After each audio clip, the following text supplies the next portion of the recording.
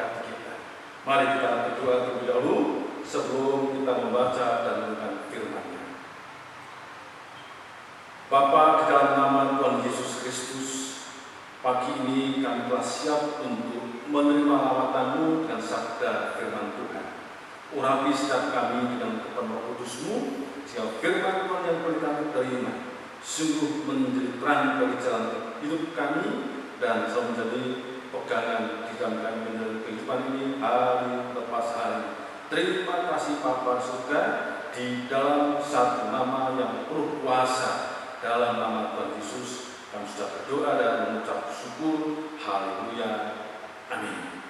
Saudara-saudara yang diberkati oleh Tuhan Yesus Kristus, firman Tuhan yang akan saya sampaikan pada pagi hari ini yang sudah tertulis di dalam kitab Kisah Para Rasul pasal 3 ayat 1 sampai ayat 10. Kisah Para Rasul pasal 3 ayat 1 sampai ayat 10. Demikian firman Tuhan berkata, pada suatu hari menjelang waktu sembahyang, yaitu pukul 3 petang, naiklah Petrus dan Yohanes ke bait Allah. Di situ ada seorang laki-laki yang lumpuh sejak lahirnya, sehingga ia harus diusung. Tiap-tiap hari orang itu diletakkan dekat pintu gerbang bait Allah yang bernama Gerbang Indah untuk meminta sedekah kepada orang yang masuk ke dalam bait Allah. Ketika orang itu melihat bahwa Petrus dan Yohanes hendak masuk ke bait Allah, ia meminta sedekah. Mereka menatap dia dan Petrus berkata, lihatlah kepada kami. Lalu orang itu menatap mereka dengan harapan akan mendapat sesuatu dari mereka. Tetapi Petrus berkata, emas dan perak tidak ada padaku, tetapi apa yang kupunyai kuberikan kepadamu. Demi nama Yesus Kristus orang Nazaret itu berjalan. Lalu dia memegang tangan kanan orang itu dan bantu dia berdiri. Seketika itu juga kuatlah kaki dan mata kaki orang itu. Ia melonjak berdiri lalu berjalan kian kemari dan mengikuti mereka dalam bait Allah, berjalan dan melompat-lompat serta memuji Allah. Seluruh rakyat itu melihat dia berjalan sambil memuji Allah. Lalu mereka mengenal dia sebagai orang yang biasanya duduk meminta sedekah di gerbang indah bait Allah, sehingga mereka takjub dan tercengang tentang apa yang telah terjadi padanya. Amin. Saudara-saudara yang diberkati oleh Tuhan Yesus Kristus, dari bacaan firman Tuhan yang baru saja kita terima, kita mendapatkan satu cerita tentang kisah kehidupan seorang yang lumpuh sejak lahir, namun yang mendapatkan anugerah mukjizat kesembuhan daripada Allah.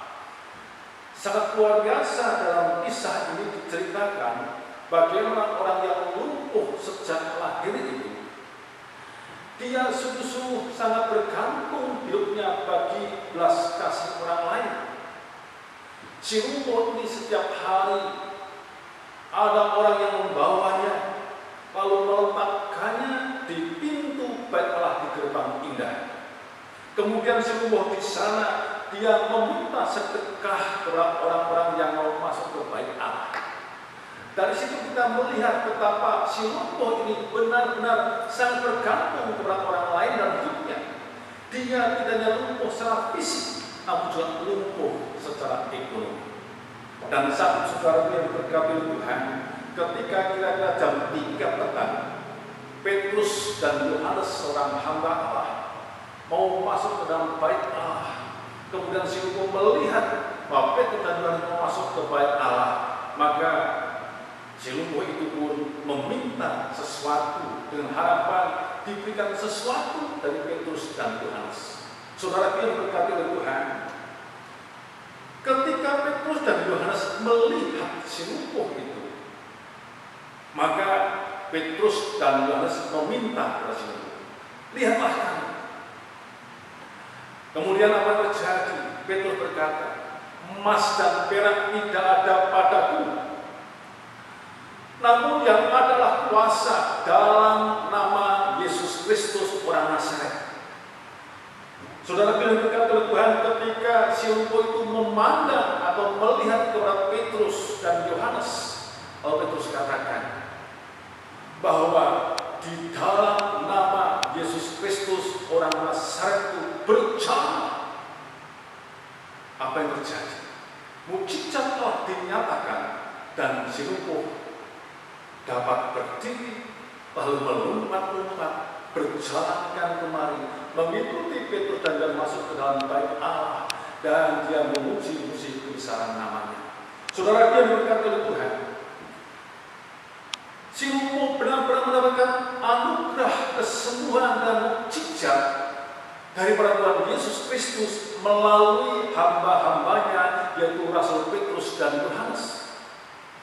Pertanyaannya sekarang adalah, apa yang membuat si lumpuh sejak lahir itu menerima mukjizat kesembuhan daripada Tuhan?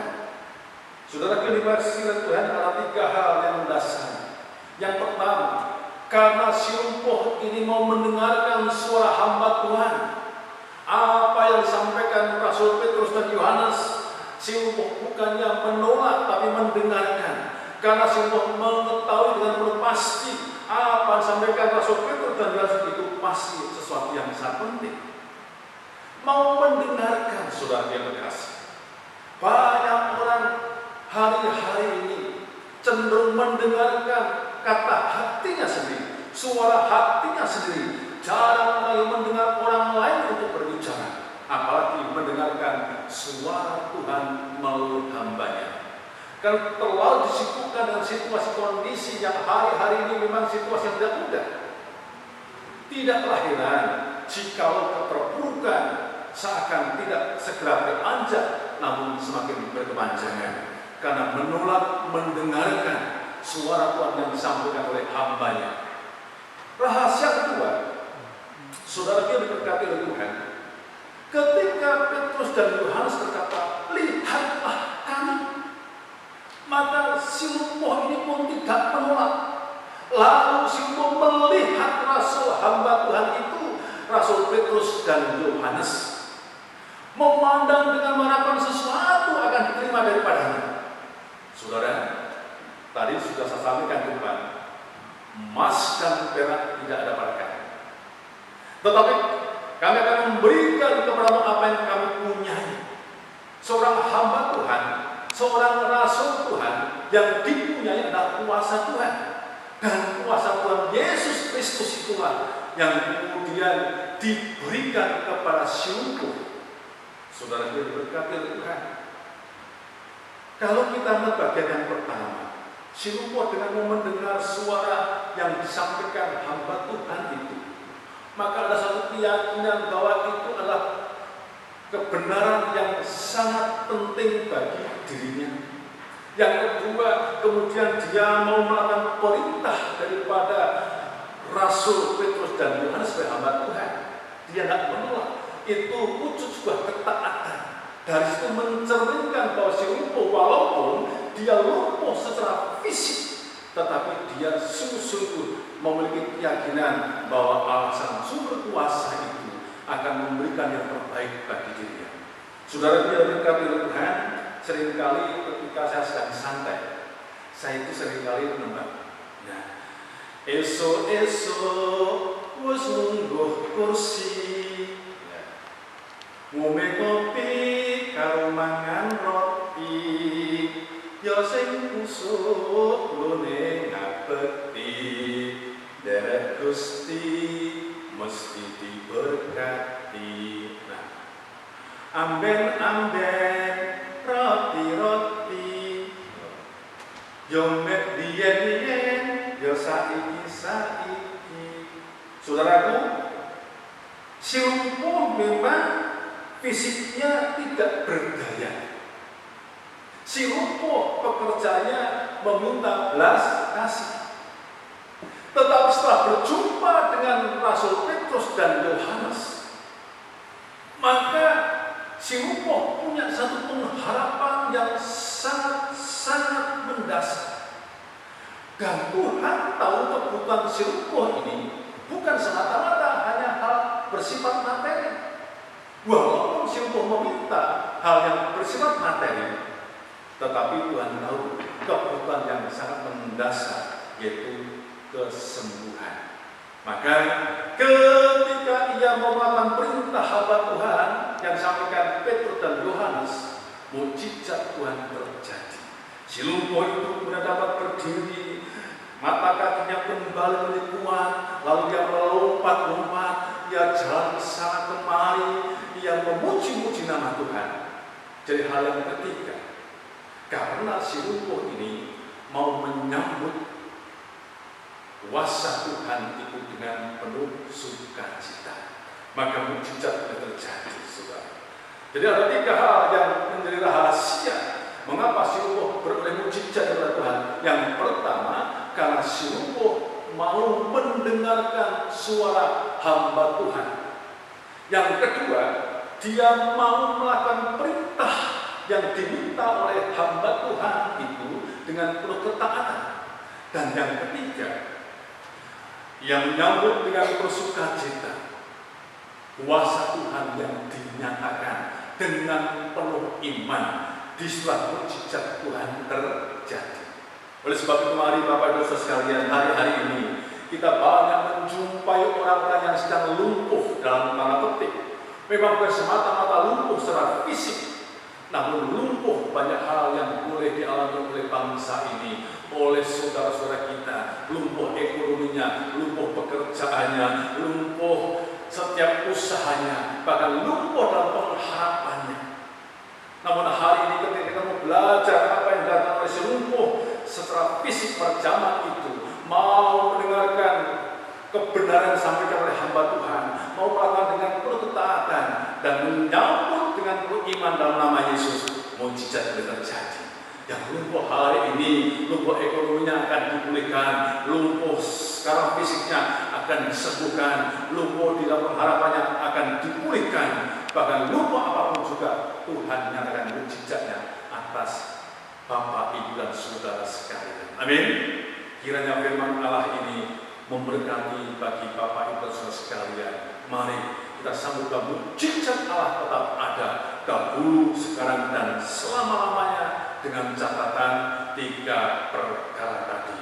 Mau dengarkan kebenaran sabda hamba Tuhan, mau melakukan apa yang diperintahkan oleh hamba Tuhan, dan mau menyambut kuasa Tuhan Yesus dengan penuh sukacita dan iman dalam Dia. Tuhan memberkati kita semua. Amin. Mari kita berdoa.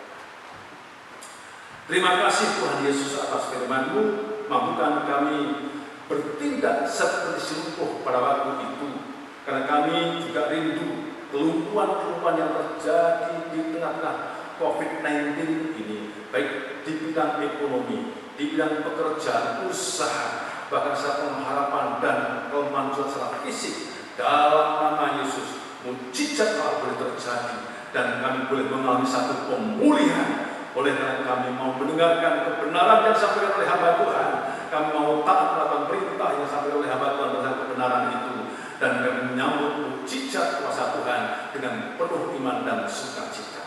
Terima kasih Bapa, di dalam satu nama yang penuh kuasa, dalam nama Tuhan Yesus kami sudah berdoa dan mengucap syukur. Haleluya. Amin. Kita bersyukur telah bersama-sama mendengarkan firman Tuhan yang sungguh memberkati kita semua.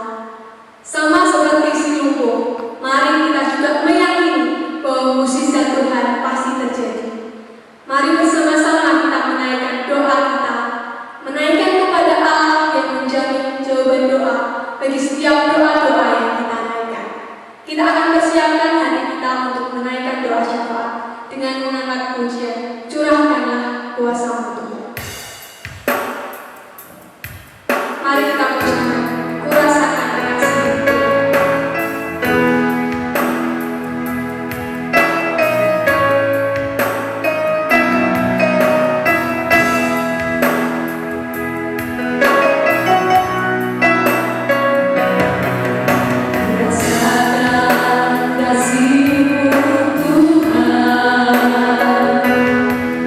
Ku rasakan kuasa-Mu Tuhan.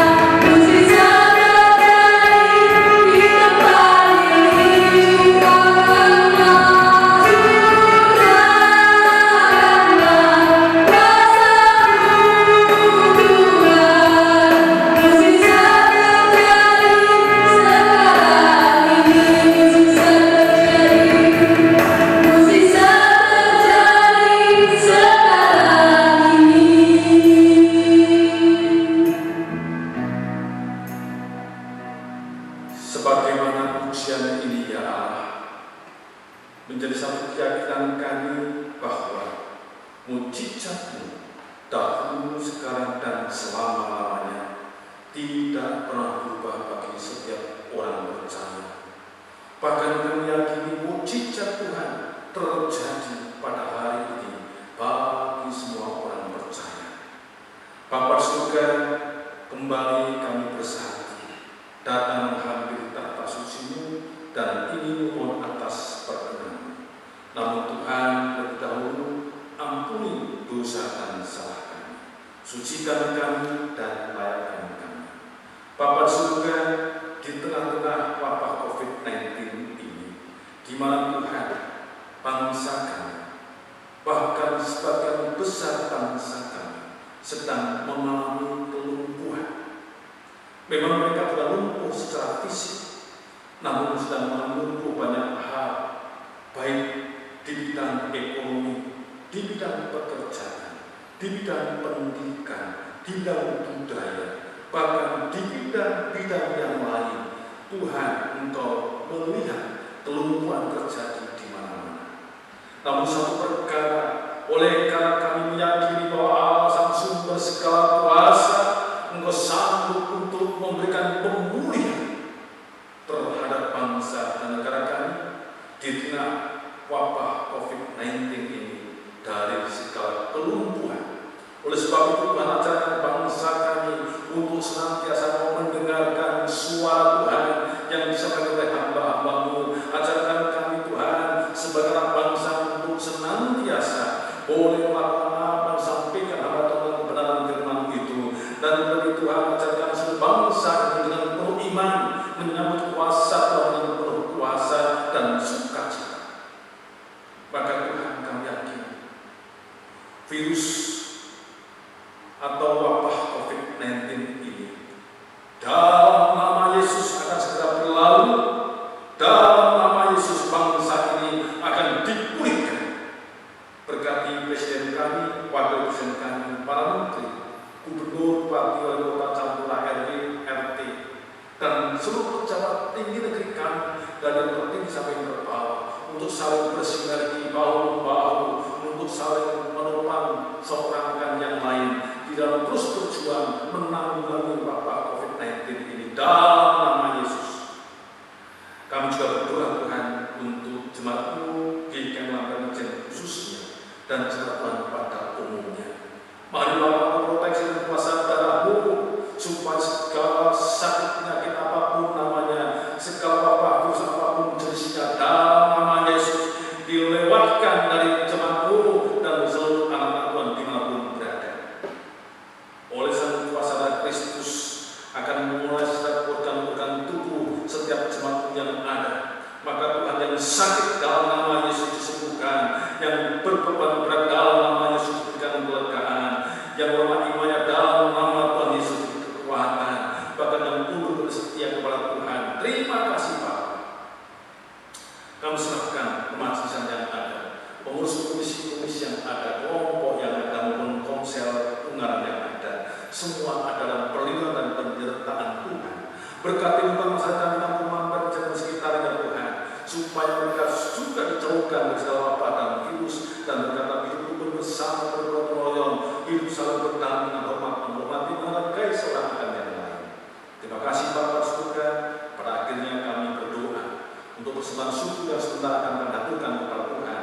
Engkau berkati persembahan syukur kami ini supaya ditumpah dalam darah-Mu, nama Tuhan dipermuliakan, kerajaan semakin diluaskan di dalam satu nama yang penuh kuasa, dalam nama Tuhan Yesus. Kami sudah berdoa dan mengucap syukur. Haleluya.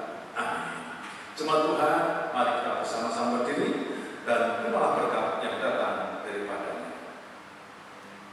Tuhan memberkati engkau dan melindungi engkau. Tuhan menyinari engkau dengan wajah-Nya dan beri engkau kasih karunia.